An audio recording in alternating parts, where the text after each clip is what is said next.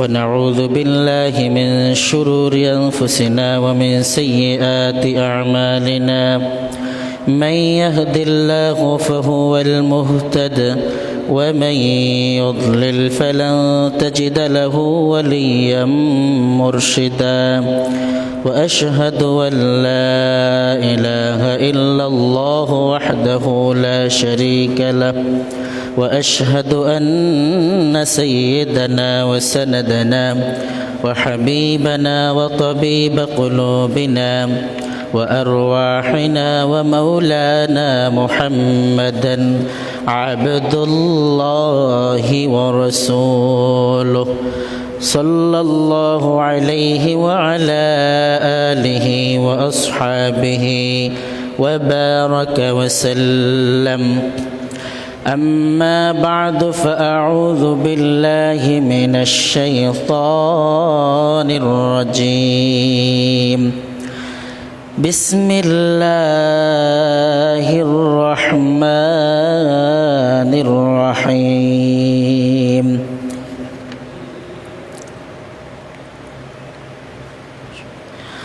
وإن يمسسك الله بضر فلا كاشف له إلا هو وإن يمسسك الله بخير فهو على كل شيء قدير وقال تعالى في آية أخرى يا أيها الناس اتقوا ربكم الذي خلقكم من نفس واحدة وخلق منها زوجها وبث منهما رجالا كثيرا ونساء واتقوا الله الذي تساءلون به والأرحام إن الله كان عليكم رقيبا وقال الله سبحانه وتعالى يا أيها الذين آمنوا اتقوا الله ولتنظر نفس ما قدمت لغد واتقوا الله إن الله خبير بما تعملون وقال تعالى في آية أخرى تتجافى جنوبهم عن المضاجع يدعون ربهم خوفا وطمعا ومما رزقناهم ينفقون صدق الله العلي العظيم وصدق رسوله النبي الكريم ونحن على ذلك لمن الشاهدين والشاكرين والذاكرين والحمد لله رب العالمين سبحانك لا علم لنا إلا ما علمتنا إنك أنت العليم الحكيم اللهم علمنا ما ينفعنا وانفعنا بما علمتنا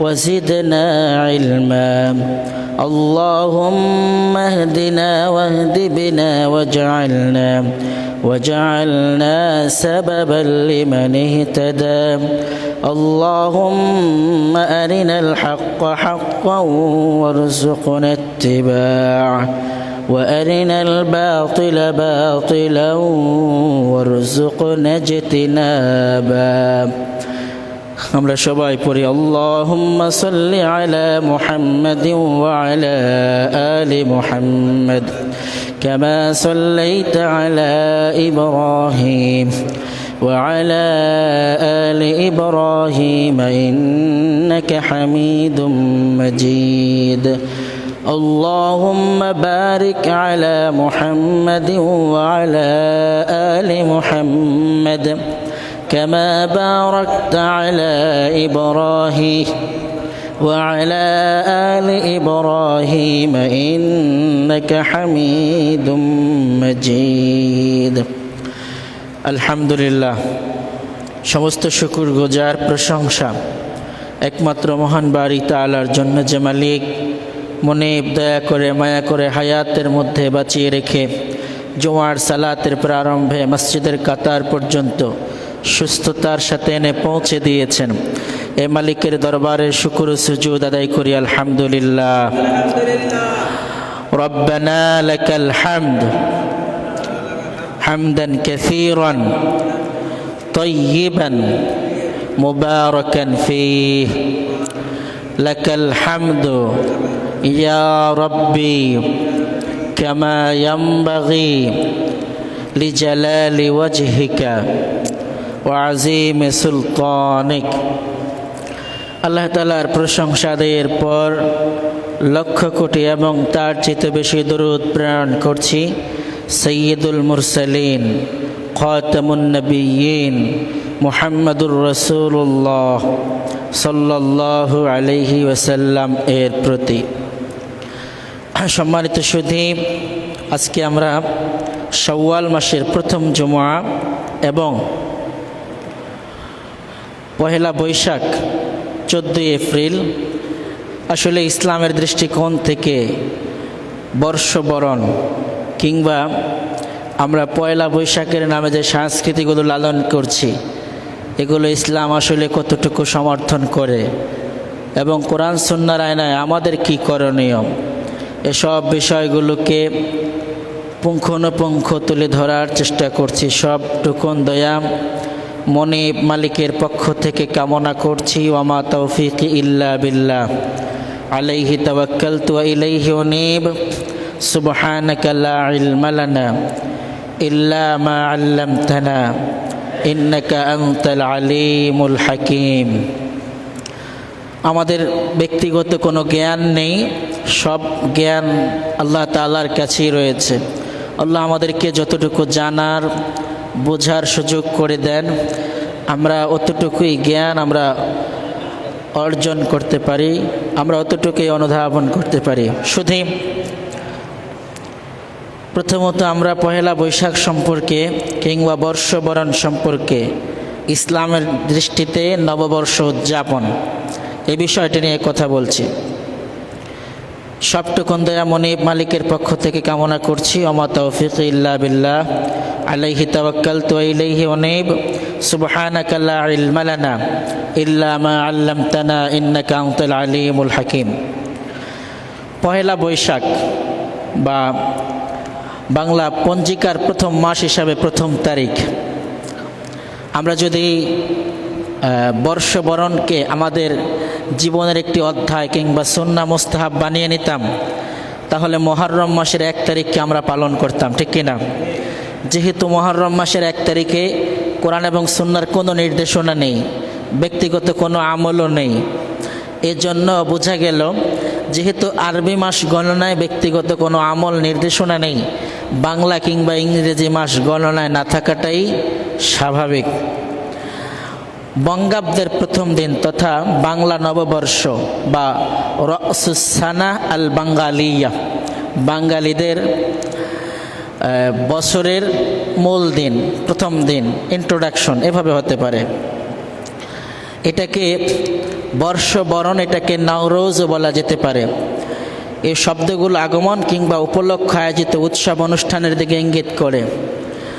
আপনি আশ্চর্য হবেন, ঢাকা বিশ্ববিদ্যালয়ের আশেপাশে, জাহাঙ্গীরনগর বিশ্ববিদ্যালয়ের আশেপাশে কিংবা যেইখানে যুবক যুবতীদের চলাফেরা বেশি, ওরা রাস্তার মধ্যখানে পুরো রাস্তাটাকে রঙিন করে দিয়েছে নববর্ষের আদর্শে। বড় বড় পোস্টার, ফেস্টুন দিয়েছে, আবার নিজেদের মতো করে একজন আরেকজনকে রাঙিয়ে তুলেছে, আবার ডেক সেট বাজিয়ে গান বাজিয়ে নিজেরা নিজেদের মতো করে আনন্দ উল্লাসে নাচছে।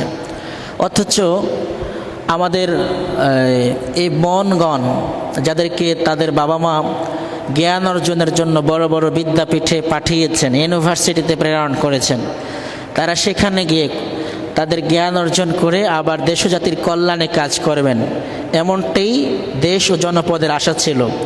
কিন্তু দেশ ও জনপদ পেল যে ভার্সিটিতে পড়ার সাথে সাথেই ওরা নায়িকা হবে, গায়িকা হবে, উলঙ্গ বেহায়াপনায় নিজেদেরকে জড়াবে। কোনো মতে একটু ফ্রিডম পেলে, একটু ফ্রি ডে পেলে তারা নিজেদেরকে নিজেদের মতো রাঙিয়ে তোলে। বিশ্ববিদ্যালয় প্রশাসনও মনে করে এমন ছোট ছোট কচি কচি মেয়েদের সাথে আমাদের সময় কাটানোর একটা গুরুত্বপূর্ণ সুযোগ আছে, তাহলে এটা হাতছাড়া করব কেন? আমরা গত কিছুদিন আগে দেখেছি বিশ্ববিদ্যালয়ে ইফতার মাহফিল নিষিদ্ধ করা হলো, কিন্তু বর্ষবরণ এটা নিষিদ্ধ নয়, বরং এর জন্য বাজেট আছে। এরপর একজন আরেকজনকে রঙিয়ে দেওয়া, রং দিয়ে দেওয়া, ডেস্কের এক জায়গায় বাজিয়ে বিভিন্ন বিভাগের স্টুডেন্টরা একত্রিত হয়ে ছেলে মেয়ে নাচ গান করা, এগুলো আমাদের কাম্য ছিল না, এগুলো কখনো তাদের থেকে আশা ছিল না। পর্যায়ক্রমে গ্র্যাজুয়ালি ঢাকা বিশ্ববিদ্যালয়, জগন্নাথ ইউনিভার্সিটি কিংবা এইসব বড় বড় বিশ্ববিদ্যালয় থেকে যারা পড়াশোনা করে বের হবেন তারা এক সময় ইওনো হবেন, এসিলেন্ট হবেন, ডিসিএসপি হবেন, প্রশাসনে ক্যাডার হবেন।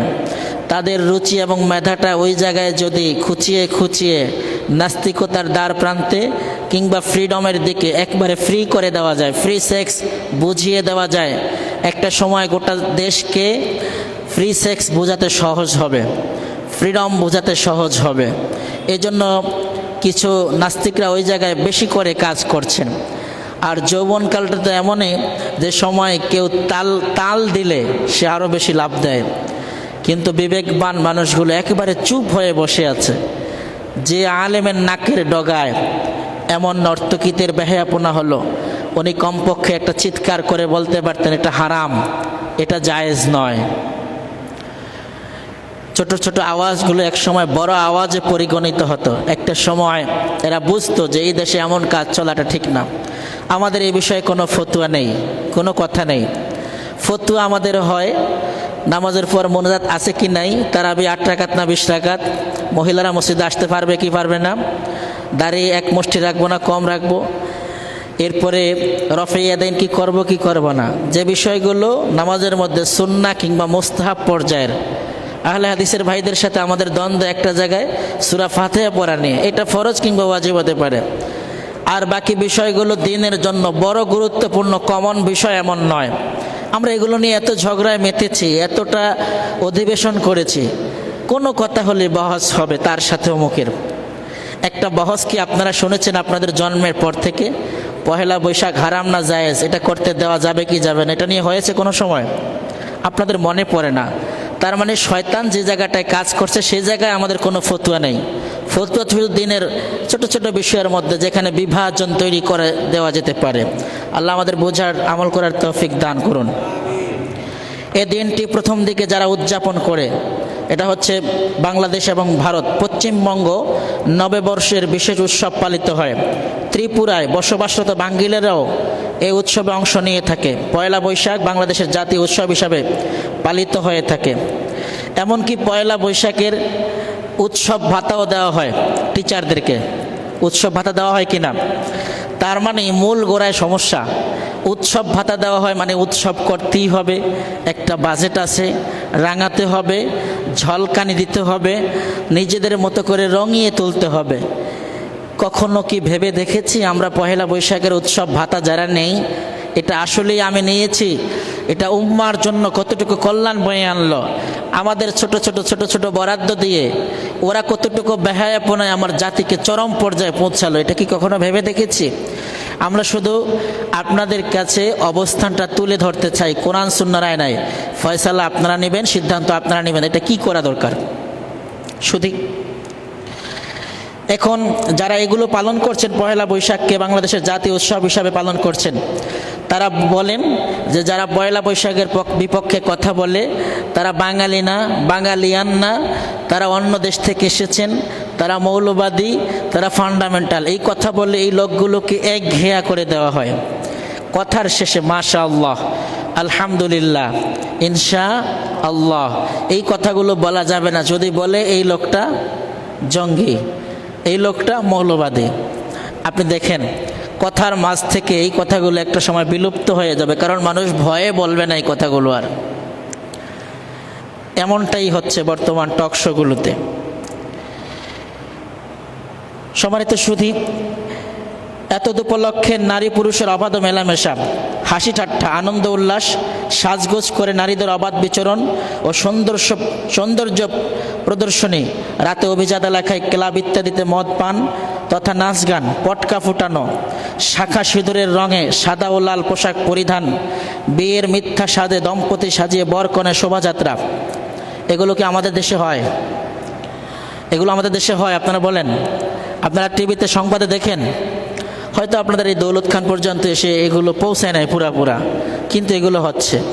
এমন কোনো শহর নেই ছোট বড় যেখানে এগুলো হয় না। দম্পতি সাজিয়ে বরকনে শোভাযাত্রা, মূর্তির, কুমির, পেঁচা, বাঘ ইত্যাদির মুখোশ প্রদর্শনী, উল্কা আঁকা, মঙ্গল শোভাযাত্রার মাধ্যমে পয়লা বৈশাখ উদযাপন করছে। নববর্ষ উদযাপনে তাদের আনন্দ ফুর্তি ক্রমেই যেন সীমা অতিক্রম করে যাচ্ছে। আমরা দেখেছি এখন মদ্যপানও হয় সে জায়গায়, তারা রাত্রিবেলা ওখানে নাইট ক্লাবেও সময় কাটান। এমনকি বাবার যে মেয়েটা ওখানে গেলেন, বাবা সাহস করে বলার শক্তি নেই যে মেয়েটা কোথায়। ছেলের বাবা সাহস করে বলার সাহস নেই যে আমার ছেলেটা কোথায় গেল। শুধু ক্রমেই যেন সীমা অতিক্রম করে যাচ্ছে। বাংলা নববর্ষের নামে পত্রলিখিতার প্রচার প্রসার করা হচ্ছে, আর বলা হচ্ছে এটাই নাকি বাংলার সংস্কৃতি। গত ৩৫ বছর আগে, বেশি দূর গেলাম না, গত ৩৫ বছর আগে যারা বাঙালি ছিলেন তারা একটু ভাবুন তো, আপনারা পয়লা বৈশাখ এটাকে কি এভাবে লালন করতেন? মঙ্গল শোভাযাত্রা করতেন? আপনারা কি মিথ্যা মিথ্যা বর কনে সাজিয়ে এমনটি করতেন? আপনারা কি বাঘ পেঁচা এগুলোর মূর্তি বানিয়ে লাফালাফি করতেন? আপনারা কি ঢোল বাজাতেন? আপনারা কি একজন আরেকজনকে রাঙিয়ে তুলতেন? আপনারা কি একজন আরেকজনের সাথে দুঃসম্পর্ক, হারাম সম্পর্ক করতেন? আপনারা কি গোটা পথ ঘাট, সমাজ, মাঠ, এমনকি রাস্তাকে রঙিয়ে পয়লা বৈশাখের রঙে রঙিন করে দিতেন? প্রশ্ন এগুলো শুধুমাত্র। যদি না হয় ৩৫ বছর আগে বাঙালিদের সংস্কৃতি এমন, ৩৫ বছর পর এরা কারা যারা বাঙালিদের নামে নতুন সংস্কৃতি আমাদের দিতে চায় এবং আমাদের মধ্যে কবিরা গুণা নামক গুণাগুলো ঢুকিয়ে দিতে চায়? শুধু আসল কথা হলো, মঙ্গল শোভাযাত্রা কোনো কালই বাংলাদেশের বা বাঙালির ঐতিহ্য ছিল না, বরং এটা ছিল প্রেসিডেন্ট এরশাদের বিরুদ্ধে একটি রাজনৈতিক কৌশলের অংশ মাত্র, যাকে সংস্কৃতির লেবাস পরিয়ে চারুকলা ইনস্টিটিউটের মাধ্যমে ঢাকায় প্রথম চালু করা হয়। মঙ্গল শোভাযাত্রা পুরোটাই হিন্দুদের ধর্মীয় অনুষঙ্গ, কেননা হিন্দু ধর্মের মতে অসুরকে দমন করে দেবী দুর্গা, আর মঙ্গল শোভাযাত্রায় অসুর থেকে মঙ্গল কামনা করা হয়। তাদের মতে শ্রীকৃষ্ণের জন্ম হয়েছে অশুভ শক্তিতে বিনাশ করতে, তাই হিন্দুরা অশুভ তাড়াতে কৃষ্ণের জন্মদিনে তথা জন্মাষ্টমীতে প্রতি বছর সারা দেশে মঙ্গল শোভাযাত্রার আয়োজন করে। পশ্চিমবঙ্গের বরোদা আর্ট ইনস্টিটিউটের ছাত্র তরুণ ঘোষ 1989 সালে এদেশের চারুকলা ইনস্টিটিউটের কাঁধে ভর করে মুসলিম ছাত্রছাত্রীদের উপর এটা চাপিয়ে দেয়। স্বাধীনতা পূর্ববর্তী বা পরবর্তী সময়ে চারুকলা থেকে বের হওয়া ছাড়া এর অন্য কোনো উদাহরণ নেই। তাহলে বোঝা গেল বাংলাদেশে 1989 সাল পর্যন্ত চারুকলা একাডেমির বাইরে কিংবা কেউ কারো ব্যক্তিগত উদ্যোগে মঙ্গল শোভাযাত্রা, পয়লা বৈশাখ লালন পালন, রাঙিয়ে তোলা, মদ্যপান করা, নাইট ক্লাবে গিয়ে সময় কাটানো, ইচ্ছামতো চলা, লাফালাফি করা, ডিজে পার্টি করা, এটা কোনো সময় ছিল না। 1989 সালে আমাদের মুরব্বী দেশ থেকে কেউ ফজিলত নিয়ে এসে বাংলাদেশের ঢাকা বিশ্ববিদ্যালয়ের চারুকলা ইনস্টিটিউটের মাধ্যমে এই পয়লা বৈশাখ লালন পালন শুরু করেছে। এটি আমাদের জন্য একটি সওয়াবের কাজ হয়েছে, ঠিক কিনা? নাকি গুনার কাজ হয়েছে? স্বাধীনতা পূর্ববর্তী বা পরবর্তী সময়ে চারুকলা থেকে বের হওয়া ছাড়া অন্য কোনো উদাহরণ নেই, এটা আমরা আগে বলেছি। এখনও ধর্মনিরপেক্ষ কিছু গা ভাসানো লোক এবং মিডিয়া ও পত্রিকার পৃষ্ঠা ছাড়া দেশের সাধারণ মানুষের মধ্যে এর জন্য তেমন কোনো আবেগ নেই। আপনারা যারা জুমার সালাতে এসেছেন মডেল মসজিদে, বলুন পয়লা বৈশাখ পালন না করতে পারলে আপনি মনে কষ্ট পাবেন? না খেয়ে থাকবেন? পান্তা ইলিশ যদি না খেতে পারেন আপনার মনটা খারাপ হয়ে যেতে পারে না? তার মানে বাংলার আপামর জনতার কাছে পয়লা বৈশাখের কোনো গুরুত্ব নেই, কিন্তু কিছু মিডিয়া ব্যক্তিত্ব, কিছু পত্রিকার রিপোর্টার, কিছু নাস্তিক মার্কার লোকজন এটাকে খুব লালন করে চলছেন এবং পয়লা বৈশাখের বিপক্ষে যারা কথা বলেন, কোরআন সুন্নাহর আয়নায় যারা মানুষদেরকে দ্বীনি জ্ঞান দিতে চান তাদের বিরুদ্ধাচরণ করতেও এদের গায়ে বাঁধে না। আর আবেগ হলেই সেটা ইসলামে গ্রহণযোগ্য হবে না এমনটি নয়। আবেগ দিয়ে ইসলাম চলে না। আবেগ দিয়ে কি ইসলাম চলে? আপনি আবেগে আপনার মন মতো করে যা করেন সেটা আপনার নিজস্ব বিষয়, কিন্তু এটাকে দেশ ও জাতির সংস্কৃতি, ইসলামের সংস্কৃতির নাম দেওয়া কোনো মতেই জায়েজ হবে না এবং সুন্দর হবে না। বরং ইসলাম বৌরিদের নিয়ন্ত্রণ, মিডিয়া সমূহের বদৌলতে হিন্দুদের বহুবিধ পূজা এবং এখন এদেশে বাঙালি সংস্কৃতি বলে চালানো হচ্ছে। হিন্দুদের অনেকগুলো পূজাকে এদেশের মিডিয়া এখন চালিয়েছে সংস্কৃতি নামে, হিন্দুদের সংস্কৃতি নামে, অথচ তারাও তাদের সংস্কৃতি সম্পর্কে এখন ভালো করে এই বিষয়গুলো জানে না। তার মানে হলো এমন, তাদের ইবাদতের যে বই রয়েছে, যেমন আপনি ইবাদত করবেন কোরআনুল কারীমের নির্দেশনা অনুযায়ী, সুন্নাহর নির্দেশনা অনুযায়ী, আমাদের হিন্দু ভাইরা তাদের কিতাবের নির্দেশনা অনুযায়ী ইবাদত করবে। তাদের কিতাবের মধ্যে কোথাও লেখা নেই রবের, আল্লাহর, তাদের খোদার কোনো প্রতিমা রয়েছে। তার মানে তাদের কিতাবে স্পষ্ট লেখা আছে রবের, খোদার, আল্লাহ যিনি লালন পালন করেন তার কোনো প্রতিমা নেই, তার কোনো প্রতিমা নেই, উদাহরণ নেই। তার মানে তারা এখন যা জোর করে করছে এটাও অন্য কারো চাপিয়ে দেওয়া। শুধু বিভিন্ন বাহনে মূর্তিসমূহ নিয়ে এই শোভাযাত্রা হয়ে থাকে, যেমন গণেশের বাহন ইঁদুর, কার্তিকের বাহন ময়ূর, সরস্বতীর বাহন হাঁস, লক্ষ্মীর বাহন বা মঙ্গলের প্রতীক হলো পেঁচা, বিষ্ণুর বাহন ঈগল, দুর্গার বাহন সিংহ বাঘ, মৃত্যু দেবীর বাহন মহিষ, শিবের বাহন খেপা ষাঁড় ইত্যাদি সবই হিন্দুদের বিভিন্ন বিশ্বাসের উপাত্ত। হিন্দু ধর্মের প্রধান ও সৌর দেবতা হলো সূর্য। শোভাযাত্রায় বহনকৃত সকলের মুখোশ ও মূর্তি হিন্দু ধর্মের বিভিন্ন বিশ্বাসের প্রতীক। পক্ষান্তরে ছবি মূর্তি হারাম, ইসলামে ছবি কিংবা মূর্তি হারাম। এছাড়া প্রাচীনকালের ন্যায় শয়তানের উপাসনা কল্পনা করে রাক্ষস খক্ষসের মুখোশ পরিধান করে সেগুলোকে খুশি করা হয় যাতে শয়তান কোনো অমঙ্গল না ঘটায়। এ শোভাযাত্রায় এভাবে নতুন বছরের মঙ্গল কামনা করা হয়। সুতরাং এই পৈত্রিক শোভাযাত্রা নিঃসন্দেহে মুসলমানদের ঈমান আকীদার বিরোধী, অসামঞ্জস্যপূর্ণ, কুফরি ও শিরকিতে পরিপূর্ণ। বৈশাখ বরণের নামে এসব অনুষ্ঠান কখনো মুসলিম সংস্কৃতির অংশ হতে পারে না। এখন যদি বলা হয় শোভাযাত্রার মাধ্যমে, মঙ্গল শোভাযাত্রার মাধ্যমে, দেবীর মাধ্যমে আমাদের এবছর ফল বেশি হতে পারে, কল্যাণ বয়ে আনতে পারে, এগুলো শিরক হবে। এগুলো কি হবে? শিরক হবে। তার মানে একটি অপসংস্কৃতিকে আমরা লালন করতে গিয়ে এবং আমরা এটাকে মেনে নিতে গিয়ে আমরা কেউ মৌলবাদী হব, ফান্ডামেন্টাল হব, এই ভয়ে জুমার আলোচনায় বয়ানে এই কথাগুলো বলি নাই, কখনো বলতে চাই না। এই কথাগুলো না বলার কারণে এখন আমাদের ঈমান আকীদা নিয়ে গেল ওরা যে মঙ্গল শোভাযাত্রা না হলে দেশে মঙ্গল আসতে পারে না। দেশের মধ্যে যে খারাপ হচ্ছে, অগ্নিকাণ্ড কিংবা জলোচ্ছ্বাস কিংবা ঘূর্ণিঝড় চিডর, এগুলো প্রতিহত করতে হলে মঙ্গল শোভাযাত্রার বরকত আমাদের নিতে হবে। এই জাতীয় টেন্ডেন্সি থাকলে আমরা যারা এই জাতীয় চিন্তাভাবনা লালন করি কিংবা বিশ্বাস করি সকলে মুশরিক হয়ে যাওয়ার সম্ভাবনা আছে। বর্ষবরণের এই অপসংস্কৃতির থাবায় পড়ে কত তরুণ তরুণী যে জীবনের সৌন্দর্য হারিয়ে ফেলেছে, কত মায়ের সন্তান যে মুশরিকত্ব বরণের উৎসবে আটকা পড়েছে, ধর্মহীনতার চোরাবালিতে তারা তলিয়ে যাচ্ছে, তা একটু ভেবে দেখা দরকার।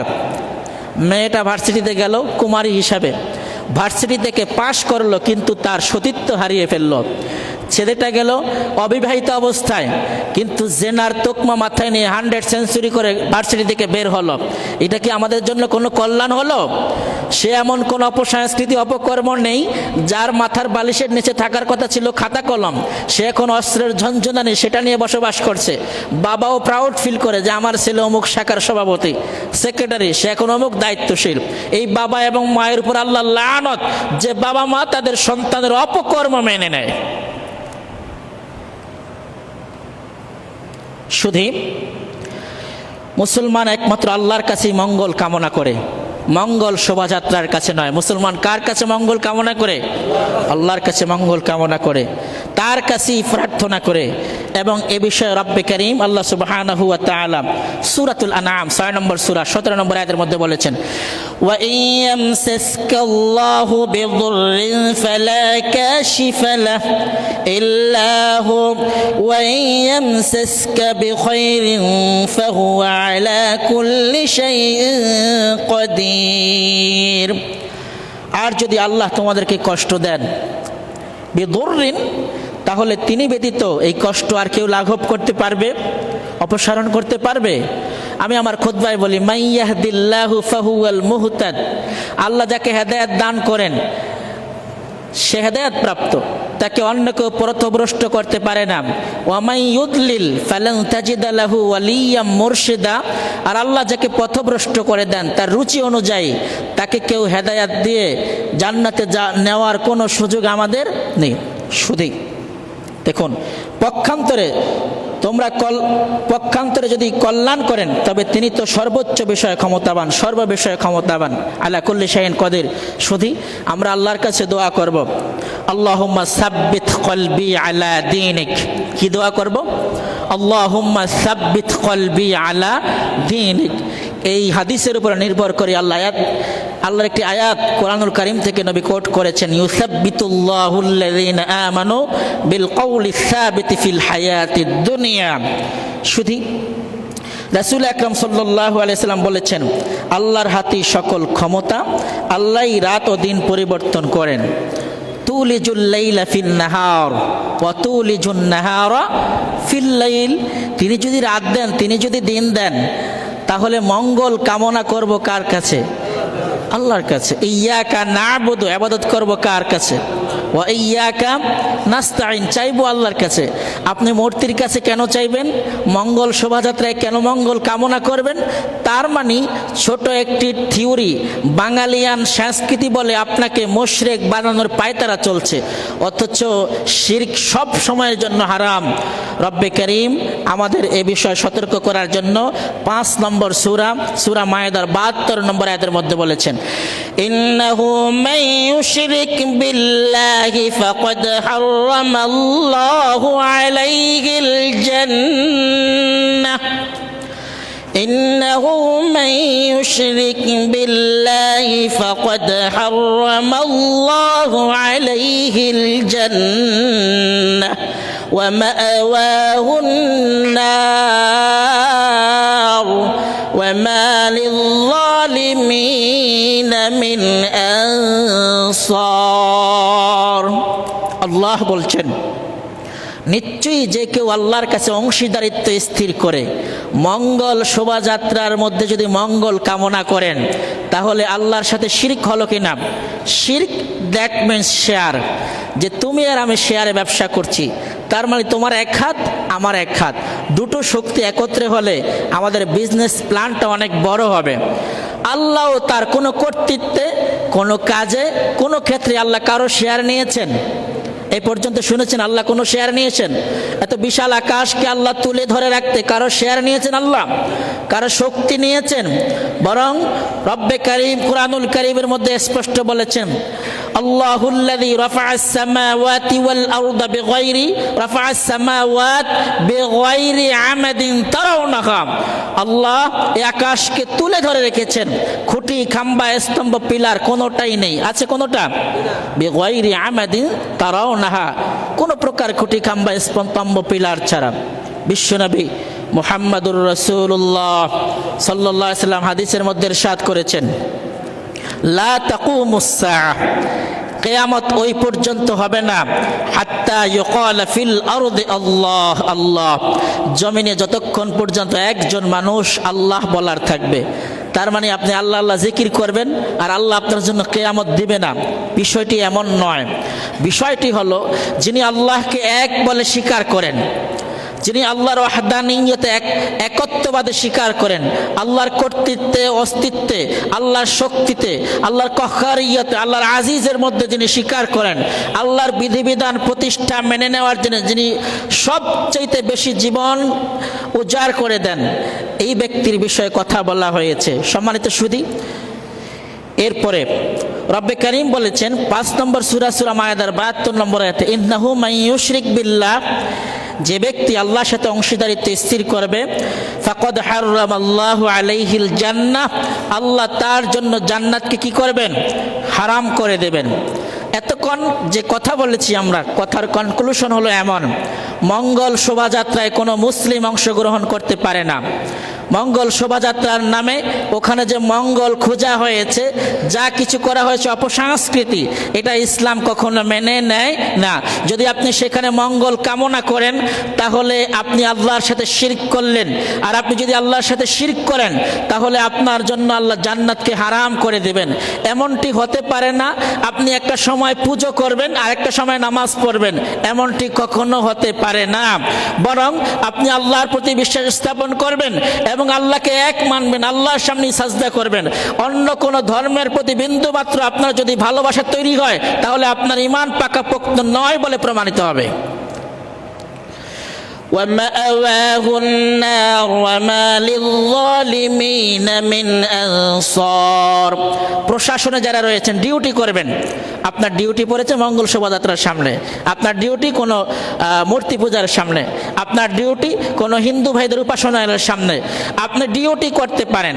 এর বাইরে গিয়ে সেখানে গিয়ে তাদের প্রসাদ অংশগ্রহণ করা, সেখানে লুলু দেওয়া, তাদের সাথে মুসলিম হয়ে সেখানে অংশগ্রহণ করে সাজদা দেওয়া, নব নব করা, এটি কোনোটি আপনার জন্য শোভনীয় হয়। It's sensitive subject.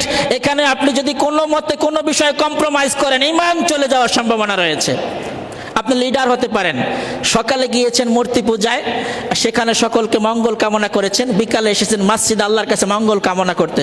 আল্লাহ আপনাকে মঙ্গল দান করবেন না, কারণ আপনি আল্লাহর মসজিদ দাঁড়িয়ে বলেছেন ইয়াকা না'বুদু, আমি আপনার ইবাদত করি, ওয়া ইয়াকা নাস্তাঈন, আপনার কাছেই চাই। একই ভদ্রলোক আপনি আবার ওখানে গিয়ে বলেছেন এই মঙ্গল শোভাযাত্রার মাধ্যমে আমরা দেশের মঙ্গল কামনা করছি, আমাদের এই পূজার মাধ্যমে আমরা আমাদের ফসল কিংবা দেশের বারাকা কামনা করছি। এই দুটি শব্দ সাংঘর্ষিক। এজন্য আল্লাহ সুবহানাহু ওয়া তাআলা সূরা মায়েদার 5 নম্বর সূরা 72 নম্বর আয়াতের মধ্যে আল্লাহ বলেছেন ইন্নাহু মান ইউশরিক বিল্লাহ, যে আল্লাহর সাথে অংশীদারিত্ব করবে, ফাকাদ হারামাল্লাহু আলাইহিল জান্নাহ, আল্লাহ তার জন্য জান্নাত হারাম করে দেবেন। ওয়া মাওয়াহুন নার, তার একমাত্র আবাসস্থল হবে জাহান্নাম। ওয়া মা লিয-যালিমিনা মিন আনসার, জালেমদের জন্য কোনো সহযোগী পাওয়া যাবে না হাসরের ময়দানে। আপনি মনে করবেন পীর সাহেব হুজুর আপনার জন্য কি করবেন? সুপারিশ করবেন, ইমাম সাহেব সুপারিশ করবেন না, ইমামের সুপারিশের জন্য উনি নিজে টেনশন করবেন। মুসা কালিমুল্লাহ টেনশন করে কেঁদে কেঁদে চোখ ফুলে যাবে।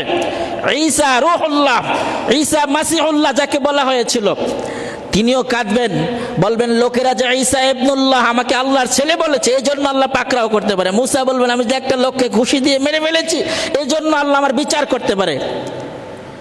নবীগণ টেনশনে থাকবেন, আর আপনি যদি মনে করেন আপনাকে অমুকে পার করে দেওয়ার সম্ভাবনা আছে, সুপারিশ করবে, এটা একটা প্রলাপ মাত্র হতে পারে শুধু। এরপর আল্লাহ বলেছেন লাইন আশরাকতা লায়াহবাতান্না আমালুক ওয়া লাতাকুনান্না মিনাল খাসিরিন। লাইন আশরাকতা, তুমি যদি আল্লাহর সাথে শিরক করো, কে বলেছেন? যদি তুমি আল্লাহর সাথে শিরক করো, শিরক করতে, লায়াহবাতান্না আমালুক, আল্লাহ সুবহানাহু ওয়া তাআলা তোমার সব আমল নিষ্ফল করে দেবেন। তার মানে ব্ল্যাকবোর্ড কিংবা হোয়াইট বোর্ডে লেখার পরে মোছার অপশন থাকে। এইভাবে যদি আপনি শিরক করেন, আপনার পূর্বের সমস্ত নেক আমল আল্লাহ মুছে দেবেন। কেন? আপনি যেই আল্লাহর প্রতি বিশ্বাস রেখে এখানে নেক আমলগুলো কোট করেছিলেন, সে আল্লাহর প্রতি বিশ্বাস হারানোর কারণে আল্লাহ একটা টিপ দিয়ে সব আমল নিষ্ফল করে দিয়েছে। শুধু এমনটি করা যাবে না ইনশাআল্লাহ, আমরা যা বলেছি। তাছাড়াও আমাদের জীবনের নিজ আনন্দ উল্লাস কিংবা ভোগ বিলাস কাটিয়ে দেওয়ার জন্য নয়, এ জীবনের লক্ষ্য উদ্দেশ্য রয়েছে। এ জীবনের কি লক্ষ্য উদ্দেশ্য তা আপনি পাবেন 51 নম্বর সূরা, সূরা জারিয়াত 56 নম্বর আয়াত। জীবনের কি উদ্দেশ্য 51 নম্বর সূরা 56 নম্বর আয়াতের মধ্যে পাবেন। সেখানে আল্লাহ বলেছেন ওয়ামা খালাকতুল জিন্না ওয়াল ইনসা ইল্লা লিয়াবুদুন। ওয়ামা খালাকতুল জিন্না ওয়াল ইনস, আমি জিন এবং মানবকে তৈরি করেছি, ইল্লা লিয়াবুদুন, তারা শুধুমাত্র আমার ইবাদত করবে। আপনার মাথার উপরে যে ফ্যানটি ঘুরছে, যদি না ঘুরতো, এটা তো একটু মেকানিক্স যিনি এটা ঠিকঠাক করেন মেকার, তার দোকানে। আর যদি একেবারে অকেজো হতো, ডাস্টবিনটে যেত, এটা দিয়ে কোনো কাজ হয় না। এজন্য কিন্তু আল্লাহ আপনাকে তো তৈরি করেছেন ইবাদতের জন্য, আপনি ইবাদত করছেন না, আল্লাহ আপনাকে ছাড় দিচ্ছেন। মনে হয় বান্দা 22 বছরে 23 বছরে ইবাদত করবে, মনে হয় বান্দা 40 বছরে ইবাদত করবে, ঠিক হয়ে যাবে, ভালো হয়ে যাবে। এরপরও হতে পারে যে কোনো একজনের মাধ্যমে বান্দা হেদায়েত প্রাপ্ত হবে। আল্লাহ আপনাকে অবকাশ দিয়ে দিয়ে আপনার হায়াতটাকে এই পর্যন্ত তুলে ধরেছেন, বড় করেছেন, নিয়ামত দিয়েছেন, এখনো অক্সিজেন দিয়ে আল্লাহ আপনাকে বাঁচিয়ে রেখেছেন। আপনি এখন পর্যন্ত আনন্দ উল্লাস করছেন অন্যদের সাজানো গোছানো জীবন বিধান মতে, আল্লাহর দেওয়া জীবন বিধান মতে নয়। সম্মানিত সুধী, খোঁজ করলে পাওয়া যাবে উৎসব পালনকারী জাতির নিজ ধর্মীয় অনুভূতি, সংস্কার ও ধ্যান ধারণার ছোঁয়া। যেমন খ্রিস্টান সম্প্রদায়ের বড়দিনে তাদের বিশ্বাসের মতে স্রষ্টার পুত্রের জন্মদিন, তার মানে ঈসার জন্মদিন। মধ্যযুগে ইউরোপীয় দেশগুলোতে জুলিয়ান ক্যালেন্ডার অনুযায়ী নববর্ষ পালিত হতো 25শে মার্চ, এবং তা পালনের উপলক্ষ ছিল এই যে ওই দিন খ্রিস্টীয় মতবাদ অনুযায়ী মাতা মেরির নিকট ঐশী বাণী প্রেরিত হয় এই মর্মে যে মেরি ঈশ্বরের পুত্রের জন্ম দিতে যাচ্ছেন। মেরি বলা হয় ঈসার মা মারিয়ামকে, ঈসার মা মারিয়ামকে। সূরা মারিয়াম নামে কোরআনে একটি সূরা রয়েছে। মারিয়াম আলাইহিস সালাতু ওয়াস সালাম বললেন, আল্লাহ আপনি আমাকে যে সন্তান দিলেন, সন্তান প্রসব করলাম, কোলে নিলাম, দেশ ও জনগণ যদি জিজ্ঞেস করে আমি কি বলবো? তিনি আল্লাহ বাইতুল মুকাদ্দাসে, এখনকার ফিলিস্তিনে যে মসজিদ নিয়ে সংঘর্ষ চলছে, আল্লাহ মারিয়ামকে সেখানে পাঠালেন, বললেন তুমি মসজিদে যাও, সেখানেই বাচ্চা প্রসব করো, সেখানেই বাচ্চা কোলে নাও। এরপরে আল্লাহ একজন দুজন নয়, সমস্ত নবীকে আল্লাহ বাইতুল মুকাদ্দাসে ঢুকিয়েছেন। অন্য সময় সুযোগ হলে আমরা শেয়ার করবো, তথ্যভিত্তিক। সব নবী সেখানে গিয়েছেন, এমনকি নবী মুহাম্মদুর রাসূলুল্লাহ সেই মসজিদে ইমামতি করেছেন, গিয়েছেন। শুধু এরপরে লোকজন জিজ্ঞেস করলো, মারিয়াম তুমি তো একজন ভালো মেয়ে, তোমার বাবা ভালো, মা ভালো, ভাইরা ভালো, ভালো বংশের, কিন্তু এইটা কেমন হলো তুমি একটা নবজাতক কোলে নিয়ে হাঁটছো, তোমার বিয়েই হয়নি? তিনি স্পষ্ট বললেন, আমি রোজাদার, আমি কথা বলতে পারবো না। ফাশারাত ইলাইহি, তিনি তার বাচ্চার দিকে ইশারা করলেন, যা যা জিজ্ঞেস করো, বাচ্চাকে জিজ্ঞেস করো। তারা বললেন কাইফা, কিভাবে কথা বলবে? ফিল মাহদি সাবিয়্যা, যে বাচ্চাটা এখনো কোলে কোলে আছে, সে বাচ্চাটা হাঁটতে পারে না, এখনো কথা বলবে কিভাবে? আমাদের এত জটিল প্রশ্নের অ্যান্সার করবে কিভাবে? তারপরেও তারা জিজ্ঞেস করলো, করার পরে কোলে থাকা সে ঈসা তিনি বললেন, ইন্নী আবদুল্লাহ, আমি আল্লাহর বান্দা। আতানিয়াল কিতাব ওয়া জাআলানি নাবিয়্যা, আল্লাহ আমার কাছে কিতাব দান করবেন, আমাকে নবী হিসাবে আল্লাহ নির্ধারিত করেছেন, আমাকে দেশ ও জনগণের কল্যাণে কাজ করার জন্য আল্লাহ প্রেরণ করেছেন। তারা যখন দেখলো এই ছোট বাচ্চা অলৌকিকভাবে কথা বলে ফেলেছে, তখন তারা সিদ্ধান্ত নিল মারিয়ামকে আর ডিস্টার্ব করা যাবে না। এই যে মারিয়াম আলাইহিস সালাম, তারা তাদের ভাষায়, খ্রিস্টানরা তাকে মেরি বলেছেন। পরবর্তীতে 1552 সালে গ্রেগরিয়ান ক্যালেন্ডার সূচনার পর রোমক ক্যাথলিক দেশগুলোর পয়লা জানুয়ারি যাকে বলে নববর্ষ উদযাপন করা আরম্ভ করে। ঐতিহাসিকভাবে এই দিনটি একটি ধর্মীয় উৎসব হিসাবে পালিত হতো। ইহুদিদের নববর্ষ রোশ ও হাসানা, ইহুদিদের দুটি নববর্ষ আছে, রোশ ও হাসানা, 2 দিন। মুহাম্মদুর রাসূলুল্লাহ যখন মদিনায় গেলেন, তখন ইহুদিদের দেখছেন ঈদ পালন করতে 2 দিন, নওরোজ মেহেরজান। কি নাম? নওরোজ মেহেরজান, 2টি দিনে তারা ঈদ পালন করছে। কিন্তু এই দুটি নাম চেঞ্জ হয়ে 1582 সালে এটা হলো কি রোশ ও হাসানা। ওল্ড টেস্টামেন্টে বর্ণিত ইহুদিদের ধর্মীয় পবিত্র দিন সাবাত হিসাবে পালিত হয়। এমনিভাবে প্রায় সকল জাতির উৎসব উপলক্ষের মাঝেই ধর্মীয় চিন্তাধারা খুঁজে পাওয়া যায়। আর এজন্যই ইসলামে নবী মুহাম্মদুর রাসূলুল্লাহ সাল্লাল্লাহু আলাইহি ওয়াসাল্লাম পরিষ্কারভাবে মুসলমানদের উৎসবকে নির্ধারণ করে দিয়েছেন। ফলে অন্যদের উৎসবে মুসলমানদের সাংস্কৃতিক প্রবেশের কোনো সুযোগ নেই। নববর্ষ আরবি হোক, বাংলা হোক কিংবা ইংরেজি হোক, তা পালন করা বৈধ নয়। আবারও বলছি, নববর্ষ আরবি হোক, বাংলা হোক কিংবা ইংরেজি হোক, কোরআন সুন্নাহর দৃষ্টিকোণ থেকে পালন করা বৈধ নয়। এ ব্যাপারে কয়েকজন যুগশ্রেষ্ঠ বিদ্বানের বক্তব্য আমরা উপস্থাপন করছি। সাহাবী আব্দুল্লাহ ইবনে আমর রাদিয়াল্লাহু তাআলা আনহুমা বলেছেন, মান মাররা বিবিলাদিল আআজাম ফাসানা, আমরা সময় স্বল্পতার কারণে শুধুমাত্র তথ্য কোট করছি, অনুবাদ বলছি। তিনি বলছেন, যে ব্যক্তি অগ্নিপূজক পারসিকদের দেশে গমন করে, অতঃপর তাদের নওরোজ ও মেহেরজান, নওরোজ হলো নববর্ষ আর মেহেরজান হলো উৎসবের দিবস পালন করে আর তাদের সাদৃশ্য অবলম্বন করে এবং এই অবস্থাতেই মারা যায়, তাহলে কিয়ামতের দিন তার হাসর হবে তাদেরই সাথে। এটি পাওয়া যাবে সুনান বাইহাকি নবম খণ্ডের 234 নম্বর, আহকামুল আহলি জিম্মাহ পৃষ্ঠা নম্বর 1248। ইমাম ইবনে তাইমিয়া, ইমাম ইবনুল কাইয়িম রাহিমাহুল্লাহ এটি সহিহ হিসাবে উল্লেখ করেছেন তথ্যটি। শুধু ইলমি গবেষণা ফতোয়া বোর্ড সৌদি আরব তারা এটাকে একটা ফতোয়া ফলো করেছে, সেটা হলো লা তাজুজুত তাহনিয়া বিসানাতিল হিজরিয়াতিল জাদিদা, নতুন বর্ষে নববর্ষে লালন পালন করা, উৎসব করা এটা কখনো জায়েজ নয়।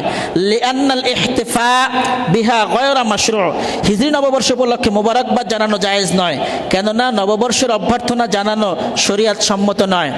ভাই কেমন আছেন? নববর্ষের শুভেচ্ছা আমরা শুভেচ্ছা বিনিময় অনেকেই করেছি, কিন্তু কোরআন সুন্নাহর দৃষ্টিকোণ থেকে এ তথ্য পাওয়ার পর তিনি রাজনীতিবিদ হন, তিনি অন্য যে কোনো কেউ হন, শিক্ষিত হন, নববর্ষের শুভেচ্ছা দেওয়া যাবে? বলুন ইনশাআল্লাহ নববর্ষের শুভেচ্ছা আমরা শেয়ার করব না। ফাতওয়াল লাজনা দায়মা ফতোয়া নম্বর হচ্ছে 20,795। এরপরে ইমাম মুহাম্মদ ইবনে সাল আল উসাইমিন রাহিমাহুল্লাহ বলেছেন লাইসা মিনাস সুন্নতে, এটা আমরা যা লালন করছি এই রীতিটা সুন্নাত নয়, এটা কোনো জায়েজ রীতিও নয়।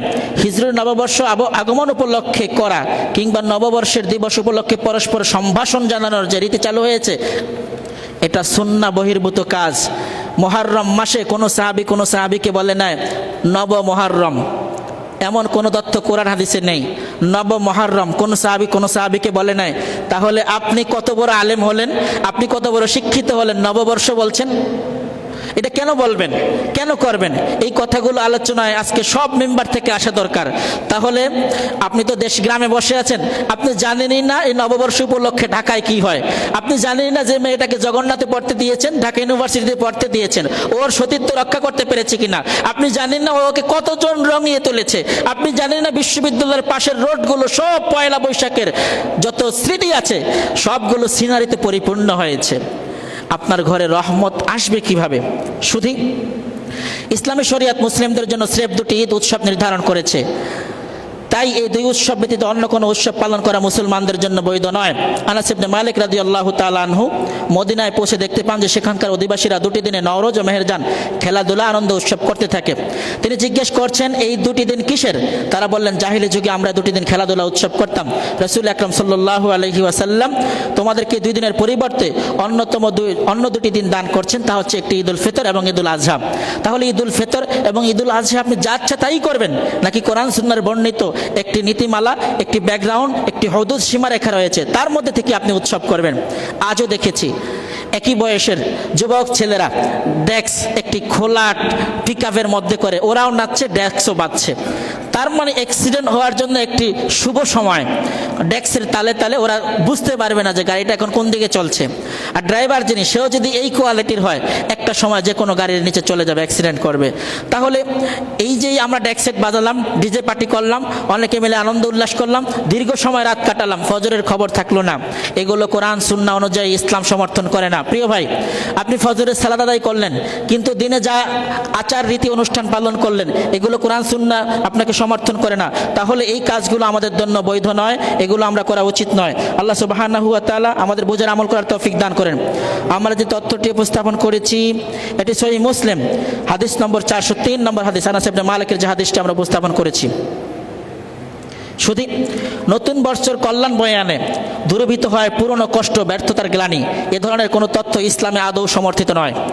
নতুন বছর বয়ানে কল্যাণ দূরীভূত হয় পুরনো কষ্ট ও ব্যর্থতার গ্লানি, এই তথ্যগুলো কোরআন সুন্নাহ সমর্থিত নয়। নতুন বছরে আপনি কেমন থাকবেন ভালো জানেন কে? আপনি কিভাবে মনে করলেন আমি কল্যাণ চাই? আপনি কিভাবে মনে করলেন মঙ্গল শোভাযাত্রার মাধ্যমে কল্যাণ বয়ে আনবো? আপনি কিভাবে মনে করলেন আপনি আরেকজনকে দোয়া, নববর্ষের শুভেচ্ছা, যেন দিন বছরটি ভালো যায়, দোয়া করে দিলাম? আপনার দোয়ায় ওনার জীবন পরিবর্তন হওয়ার সম্ভাবনা আছে? আপনি এমন কিছু উসিলা দিয়ে আপনি দোয়া করেছেন যেটা শিরকের গন্ধ পাওয়া যায়। এই জন্য আমরা এর থেকে বেঁচে থাকার চেষ্টা করব। আমরা কিছু তথ্য শেয়ার করছি। মুহাম্মদুর রাসূলুল্লাহ সাল্লাল্লাহু আলাইহি ওয়াসাল্লাম থেকে আবু হুরায়রা রাদিয়াল্লাহু তাআলা বর্ণনা করছেন, ওয়াল্লাযী নাফসু মুহাম্মাদিন বিয়াদিহি লা ইয়াসমাউ বি আহাদিন মিন হাযিহিল উম্মাহ ইয়াহুদিয়্যুন ওয়ালা নাসরানিয়্যুন নাসরানিয়ুন সুম্মা ইয়ামুতু ওয়া লাম ইউমিন বিল্লাযী উরসিলতু বিহি ইল্লা কানা মিন আসহাবিন নার। সে সত্তার কসম যার হাতে মুহাম্মদুর রাসূলুল্লাহ সাল্লাল্লাহু আলাইহি ওয়াসাল্লামের প্রাণ, তিনি বলছেন, ইহুদি হোক খ্রিস্টান হোক, যে ব্যক্তি আমার রিসালাতের খবর শুনেছে অথচ রিসালাতের উপর ঈমান না এনে মৃত্যুবরণ করেছে, সে অবশ্যই জাহান্নামী। শুধু রিসালাত মানে শুধুমাত্র কোরআন নয়, রিসালাত মানে শুধুমাত্র হাদিস নয়। আহলে কোরআন যারা, তারা শুধু কোরআন মেনে চলছেন। আহলে হাদিস যে ভাইয়েরা, তারা শুধু হাদিসকে প্রায়োরিটি দিয়েছেন। সুতরাং কোরআন সুন্নাহর আলোকে আমার জীবন গঠন করতে হবে। এমনকি বিশ্বনবী মুহাম্মদুর রাসূলুল্লাহ সাল্লাল্লাহু আলাইহি ওয়াসাল্লামকে আল্লাহ বলেছেন, ইন্নাকা লাআলা খুলুকিন আযীম, আপনাকে সর্বোত্তম মহান চরিত্রের অধিকারী বলে সৃষ্টি করেছি।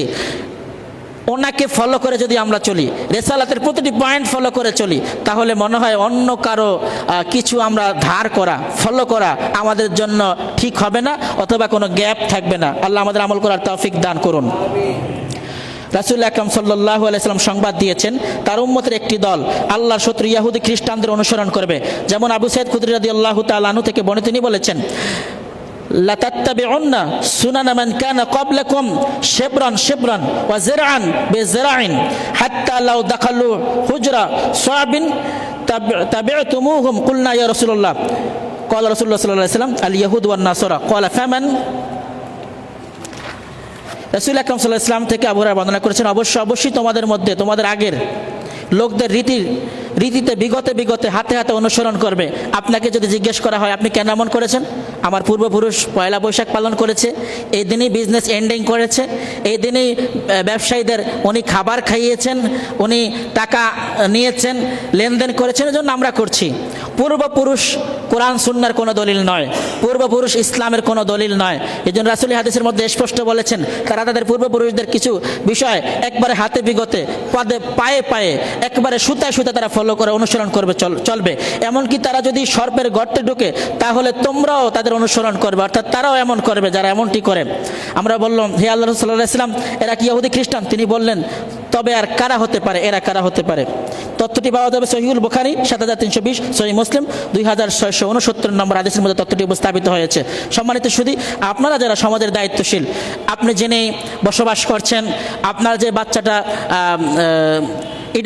আপনার যে মেয়েটা ইডেন কলেজে পড়ছে, আপনার যে ছেলেটা জগন্নাথ বিশ্ববিদ্যালয়ে পড়ছে, আপনার যে ছেলেটা ঢাকা ইউনিভার্সিটিতে পড়ছে, আপনি প্রাইভেট ফিল করছেন তার শিক্ষাগত যোগ্যতার জন্য, কিন্তু তাকে কি কখনো জিজ্ঞেস করেছেন পয়লা বৈশাখের সময় তুমি কোথায় থাকছো? কখনো কি কথা বলার সুযোগ হয়েছে? সে তো আপনাকে বাসায় এসে সুসংবাদ দিয়েছে, আমি তো এখন অমুক দলের সেক্রেটারি পদে আছি, আব্বা দোয়া করেন, অমুক দলের সভাপতি পদে আছি, এরপরে আমি মাঝে মধ্যে এখন ক্লাবে যাই, বড় বড়দের সাথে দেখা সাক্ষাৎ হয়, আপনি খুব হাস্যোজ্জ্বল চেহারায় আপনি বিষয়গুলো মেনে নিয়েছেন, অথচ আপনার ছেলেটা, অথচ আপনার মেয়েটা হারাম রিলেশনে জড়িত হয়েছে, সে কুমারী হিসাবে ভর্তি হয়ে সে তার সতীত্ব হারিয়েছে। এমন অসংখ্য নয় হাজারো প্রমাণ বাংলাদেশের ইতিহাসে রয়েছে, যার কিছু অংশ, হাজারের এক অংশ পত্রিকায় আসছে, যার হাজারের একটি অংশ হয়তো বা সংবাদ মিডিয়া উপস্থাপিত হচ্ছে। শুধু আপনাদেরকে শুধু নবী করিম সাল্লাল্লাহু আলাইহি ওয়াসাল্লামের একটি হাদিস শেয়ার করতে চাই। এটি সহিহুল বুখারী 7138 নম্বর হাদিস এবং সহিহ মুসলিমের 1829 নম্বর হাদিস, মিশকাতুল মাসাবি 3685 নম্বর হাদিসের মধ্যে রাসূল সাল্লাল্লাহু আলাইহি ওয়াসাল্লাম বলেছেন, আল্লাহ কুল্লুকুম রাঈন, তোমরা প্রত্যেকেই দায়িত্বশীল। আল্লাহ কুল্লুকুম রাঈন, বাবা তুমিও দায়িত্বশীল, মা তুমিও দায়িত্বশীল, ইমাম তুমিও দায়িত্বশীল, মুয়াজ্জিন তুমিও দায়িত্বশীল। এমনকি আমাদের ইউনো মহোদয় উপজেলার সমস্ত নির্বাহী ক্ষমতার শক্তি রাখেন, তিনিও তার উপজেলা সম্পর্কে আল্লাহর কাছে জিজ্ঞাসিত হবেন, ঠিক কিনা? প্রশাসন, তারা তাদের এই থানার ব্যাকগ্রাউন্ডে যতটা বালিকণা রয়েছে, যতটা জনপদ রয়েছে, কেউ যদি জুলুমের শিকার হন তিনি আল্লাহর কাছে জিজ্ঞাসিত হবেন। একজনও এর বাইরে নয়। হাদিসের অনুবাদ অনুযায়ী, আল্লাহ কুল্লুকুম রাঈন, তোমরা প্রত্যেকেই দায়িত্বশীল, কুল্লুকুম মাসউলুন আন রাইয়াতিহি, প্রত্যেকের দায়িত্ব পুঙ্খানুপুঙ্খ জিজ্ঞেস করা হবে। হাদিসটি অনেক বড়। প্রথমে আল্লাহ বলেছেন ইমামকে জিজ্ঞেস করা হবে। আমি তো ইমাম, আল্লাহু আকবার, আসসালামু আলাইকুম, এরপরে মুসল্লিদের সাথে কোনো রিলেশন নেই। অথচ মুসল্লিদের ব্যক্তিগত জীবন, পারিবারিক জীবন, সামাজিক জীবন, এমনকি স্ত্রী তালাক হওয়ার পর সেই স্ত্রীকে নিজেরা মিলমিশ করে ঘর সংসার করলে এই সম্পর্কে ইমাম জিজ্ঞাসিত হবেন।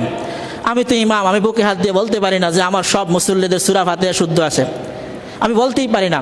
এমনকি বাংলাদেশের কোনো ইমাম বলতে পারবে না যে আমার মুসল্লিদের সবার সূরা ফাতিহা শুদ্ধ আছে। তার মানে ইমাম হিসাবে যে জিম্মাদারির কাজ, আল ইমামু জামিনুন ওয়াল মুআজ্জিনু মুতামিনুন, বিশ্বনবীর হাদিস, আমি এটা পুরোপুরি পালন করতে পারছি না। এই উম্মার লোকজন ইমামকে মনে করে আল্লাহু আকবার, আসসালামু আলাইকুম, এরপরে ইমাম হুজুর শেষ, আর কোনো ক্ষমতাই হুজুরের নেই। অথচ এই ইমাম আপনার পারিবারিক জীবনের প্রধান উপদেষ্টা থাকা দরকার ছিল।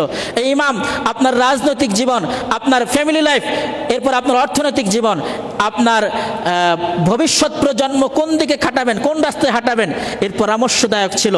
কিন্তু আপনি নাম রাখতে গেলেও নাম রাখেন সল্টু বল্টু মন্টু মিন্টু, যে নামের কোনো অর্থ নেই, কোরআন সুন্নায় এর কোনো তথ্য নেই, এমন নাম রেখে চলছেন। আপনি বলেন করেন আমার ছেলে, আমি নাম রাখবো, অসুবিধা কি, ইমামের কাছে যাওয়ার কি দরকার? এখন আবার অনলাইনে নাম পাওয়া যায়, এসে জিজ্ঞেস করে হুজুর ছেলের নাম তো রাখছি, সময় ছিল না, এই নাম রাখছি ভালো হয়েছে না, এই নাম রাখছি ভালো হয়েছে না।